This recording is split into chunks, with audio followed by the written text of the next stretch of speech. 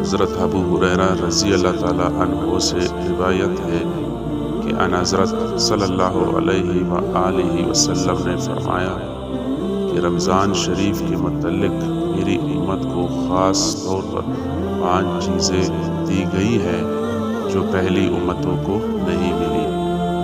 روزہ دار کے منہ کی بدبو جو بھوک کی وجہ سے پیدا ہوتی ہے اللہ تعالیٰ کے نزدیک مشک سے زیادہ پسندیدہ ہے۔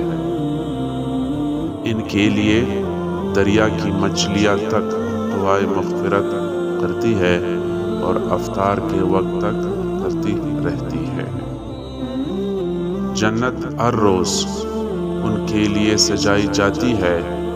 پھر حق تعالی شانہ فرماتے ہیں کہ قریب ہے کہ میرے بندے دنیا کی مشقتیں اپنے اوپر سے پھینک کر تیری طرف آئی۔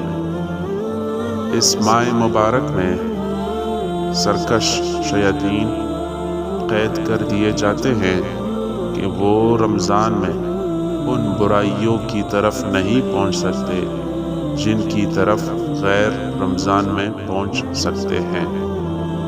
یعنی رمضان میں شیاطین قید ہونے کی بنا پر روزہ داروں کو گناہ پر نہیں ابھار سکتے، لیکن انسان کا نفس گناہ کرانے میں شیاطین سے کم نہیں ہے۔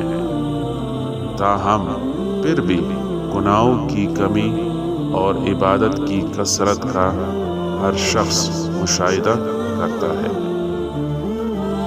رمضان کی آخری رات میں روزہ داروں کے لیے مغفرت کی جاتی ہے۔ صحابہ نے عرض کیا کہ کیا یہ شب مغفرت شب قدر ہے؟ فرمایا نہیں، بلکہ دستور یہ ہے کہ مزدور کو کام ختم ہونے کے وقت مزدوری دی جاتی ہے۔